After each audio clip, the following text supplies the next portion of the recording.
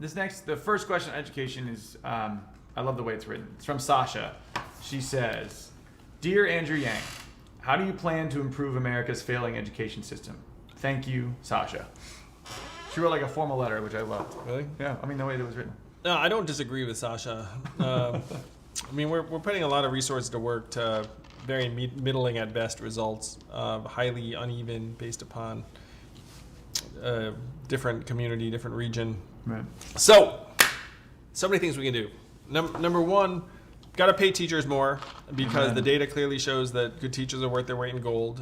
Data also shows, unfortunately, that we're having a harder time enlisting and retaining quality teachers because they're like burning out and leaving the classroom right and left.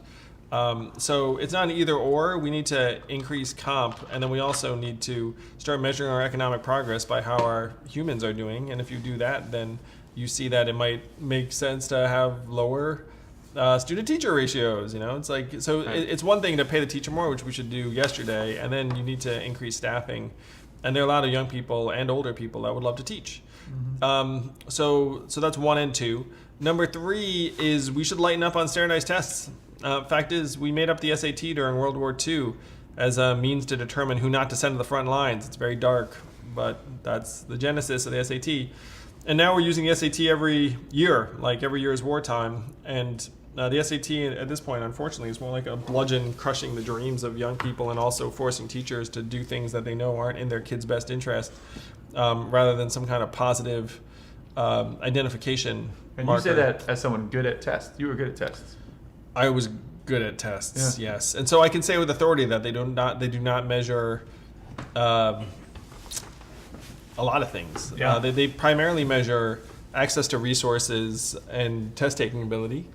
They don't measure intellect broadly defined or character or value or ability to succeed in life or like anything that, like you would hope that we would care about.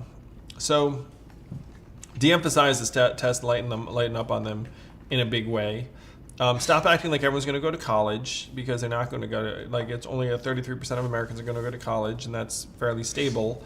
And so treating everything in high school like college preparation doesn't make sense for 2/3 of American students. What would make more sense for them is, number one, teaching things that are broadly useful in high school. So, it's like, well, you have these essentially what it amounts to college prep subject areas, instead of things like financial literacy and relationship skills and managing tech and the arts and like things that are generally broadly useful. One proxy should be, if you can look it up on a smartphone, it should not necessarily be like the main point of emphasis, because kids are smart and they'd be like, I can look this up on a smartphone. Like, why are you beating me up with it? Instead, it would be something like, this is actually useful to you. Can you imagine every high school in the country if everyone's getting $1,000 a month at age 18, so every senior is like waiting with bated breath for their 18th birthday, and then be like, and you get taught financial literacy. You think kids would pay attention to that financial literacy course? Heck yes, because they'd be like, I'm getting the freedom dividend thanks to President Yang. So like this is going to be like the most important course I take. Like, you'd be like, how you get an A in this course? Invest in your money, your actual money wisely. It's very hard to teach someone financial literacy if they don't have any money. And that's from experience, because I took economics and I didn't understand it at all until you actually had some money to deposit in real life. So more relevant subject matter. Certainly, I love the emphasis on STEM or STEAM, like science, technology, engineering, arts, and math. But the reality is only 7% of American jobs are in STEM fields, and they are not for everyone. Trying to pretend we're going to turn everyone into a coder is not Learn to code. An answer. The other thing is, the fact is, I have friends who right now are working on AI that's going to automate basic coding. So if you think about coding as like, oh, you'll always have a job with like coding, it's like, actually, that stuff's kind of automatable. It's like, what you need is problem solving and structured thinking and different things that coding's related to, but it's not like coding as the practical skill is going to be the end all be all. So we have to try and modernize the things we're teaching in high schools and earlier. We need to invest massive levels of resources in technical vocational apprenticeship training. Only 6% of American high school students are in technical tracks. In Germany, that's 59%. So think about that gulf. And this is easier said than done, because if President Yang's like, we're going to have technical training, it's like you can't overnight just have like a giant lab and workshop and training programs in high schools around the country. That's one reason why we don't do it, because Americans are like, what's the easiest thing we can do? Pretend we're going to send you all to college and like just throw some books in there, and it's like, what's the harder thing to do? Actual technical training, or hook you up with apprenticeships in the community. Right. So we have to do the hard thing, because those jobs are going to be much more resilient in the days to come. And one of the jokes I say on the trail is like, can you imagine what it would take to automate a plumber? It's like, imagine having a robot plumber. It's going to be a human plumber for a long time. And plumbers make really good livings. So it's not just plumber, it's HVAC repair, it's line installer, it's like people who can do things at the last mile. Those jobs are very hard to automate. Yeah. I hate to say it, but a lot of the basic cognitive work is easier to automate than a lot of like the non-repetitive manual work. Right. Because it's like in a controlled environment, like a factory, like I can simulate human digits. But if you're talking about like in someone's home, like you can't and like myriad different fittings and pipes, it's like it's going to be much easier for the human. Yeah. One example I use too, like cleaning a hotel room, going to be a human forever. Because like trying to figure out like a robot to do that, given the myriad variables involved, it's actually much easier to have a human do it. Not to say that we're gonna like train people to clean hotels rooms, but that's what I mean. It's like that there's like some non-repetitive manual work that's going to be very resilient. So we need to try and equip people for those types of skills, for jobs that will be here for a long, long time to come. Need to try and get college down in price by lightening up the bureaucracies at the college level. I would bring the cost of college down and then forgive a lot of the student loan debt that's outstanding, because you have $1.6 trillion in student loan debt, and that's not sustainable either. Like, you essentially have this massive weight on the economy and the lives and hopes and dreams of millions of Americans, primarily younger Americans, who should be starting families and buying homes and starting businesses and doing things like that, and instead they're paying off these debt loads from degrees that they got years ago that often were marketed to them under false pretenses. So those are some of the big moves in education. As you can tell, there are a few big levers to pull. I'm a huge fan of trying to invest in alternative forms of education and gap years and different things that are not just, hey, we send you to college. And that's one of the things that frustrates me, is that we oversell college in multiple levels, and then we say it's the cost. The cost is part of it, but the fact is there's a 40 to 44% underemployment rate for recent college graduates right now. So even if you're in the top third of Americans who graduate from college, it's not like there's some incredible career waiting for you afterwards. 94% of the new jobs created in the U.S. are temp gig or contract jobs, and 40 to 44% of recent college grads are underemployed. So instead of just hyping up college and being like, do it, college, it's better, obviously, if we don't load you up with debt when you go to college. But what might also be better is if we try and equip you for the job that you want to do, and we don't just say college will solve everyone's problems, because it won't very often. The 6-year completion rate right now for college is only 59%. So 41% of the kids who are showing up aren't graduating in 6 years. And they also get the debt, because colleges don't forgive debt if you don't graduate.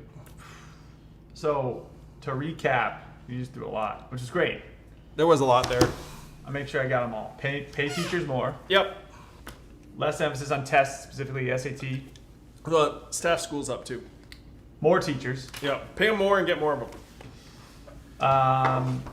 More useful skills: financial literacy, arts, problem solving, creative thinking, and less relationship management. Yep. Less stuff you can look up on your smartphone. Yep. And more modularization. Like, this is part of the standardized test thing, where one of my boys is autistic, and there are just a lot of neurologically atypical kids in schools now, and the schools don't have the expertise or resources to support them. and that's not really on the school in many ways because they weren't designed for that. But we have to try and help them catch up to the fact that now atypical is the new normal. And if you're not equipped for it, then we have to do what we can to equip you for it. And there are tens, hundreds of thousands of Americans who would love to help make our kids stronger. But right now, those communities don't have the resources. So we need to try and put the resources into place. And then you also have less emphasis on college, because only a third of Americans. Yeah. Make college cheaper, though, if you do want to go. Yeah. Which you do by forgiving a large part of student debt, but also giving everybody $1,000 a month when they turn 18. You get $1,000 a month. That helps pay for college. It helps you do something independent. Also, get the tuition down by tying their administrator to student ratios to historical norms. More emphasis and federal resources towards vocational training. Oh yeah, big time. It's going to be me and Mike Rowe saying these are really good jobs. The guy from Dirty Jobs? The guy from Dirty Jobs. Like, Mike Rowe is right. These are real jobs, people. They're better jobs. I mean, people get some real satisfaction. I agree. So that's a lot. It's great. I think the Freedom Dividend actually supercharges a lot of this. It's just one of the reasons you support it. Yeah, it does. I got a question from Hunter talking about, it's a longer question in the interest of time. I'm not going to read the whole thing, but what he talks about is the negative effect of social media and smartphones affecting our kids. Yeah, it's a real problem. And so when you're president, what actions would you take to increase mental health awareness and education when it comes to tech and smartphones in our school system? And in the home, too, I guess, is that both? Yeah, the parents in Silicon Valley are among the most enthusiastic about restricting screen time for their we've kids. met them, and it's crazy to hear what they say. Yeah, and so a friend of mine, Tristan Harris, said that we have the smartest engineers in the country turning supercomputers into dopamine delivery devices for teenagers, and it's been a disaster for their mental health. So we have to try and solve this problem at the app level. So Tristan now runs a nonprofit called Time Well Spent. I would create a new department of the attention economy to allow design ethicists like Tristan to get into the guts of the apps and say, look, you made 20 design choices to maximize engagement, and that's what you were doing to make as much money as possible. We're going to have you dial back 10 of these choices, and then to the extent that schools can have policies that help equip parents and kids to manage technology in healthier ways, then we should, because we have a mental health crisis in this country at every level. I mean, deaths of despair are now record highs, suicides record highs, life expectancy declining because people are overdosing on drugs and committing suicide at record levels. Right. So it's everyone. But among young people, it's a particular problem. And so if we can equip parents, teenagers, and schools with better technology habits, and then invest in this mental health infrastructure that we all know is dramatically under-resourced right now, and destigmatize mental health problems, let people know, like, look, it's okay. I mean, everyone struggles at certain points. I would try and destigmatize mental health problems at the highest levels. I would have a psychologist in the White House and just say, look, it's perfectly normal. My brother's a psychology professor, so I know how helpful mental health resources can be. And, just the way I'm open about my son being autistic, I think we should be open about the struggles that everyone experiences in terms of their mental health and wellness. Right. You just did an interview with the New York Times talking about on the social media, or the tech and data, and talking about, he asked you if adding more, more senior officials at the FTC. This is an acai bowl. I love acai bowls. But adding more regulators, how would that help you? Well, we were joking because it's like if you added more of like current FCC regulators, they'd be like, oh, FCC, yeah. So, I mean, you need people like Tristan who can actually go toe to toe with the folks who are designing these apps, and then figure out what the variables are, and then what the appropriate calibration is. Talk about, at least for education, and maybe we'll do some calls after Patricia ready, but we were talking about earlier, but the importance of arts in education and how you would maybe approach that as a part of the holistic aspect of teaching a child. Oh yeah, the data is very clear that arts education is a massive value driver for kids. It drives positive outcomes in so many dimensions. Mm-hmm. And of course, in today's society, if you have to do a cutback, art's probably the first thing to go. Exactly. So we should go the other direction, where we should be emphasizing arts to a much higher degree. And I know that artists have the same impact on communities as entrepreneurs when we're all adults, or probably kids too, where if you have artists in a community, then economic growth actually follows from their presence in the same way as if you have a group of entrepreneurs settle someplace. It's very clear, it's documented. So this is an example of us not investing in the right things. We should be redoubling arts programs in schools around the country. It's better for kids' development, it's better for their enjoyment, and it's better for our economy over time. As someone who did musicals growing up, I appreciate that policy of yours, Andrew. Yeah. So if you think, Zach here was the star of his high school play. This is not content for this.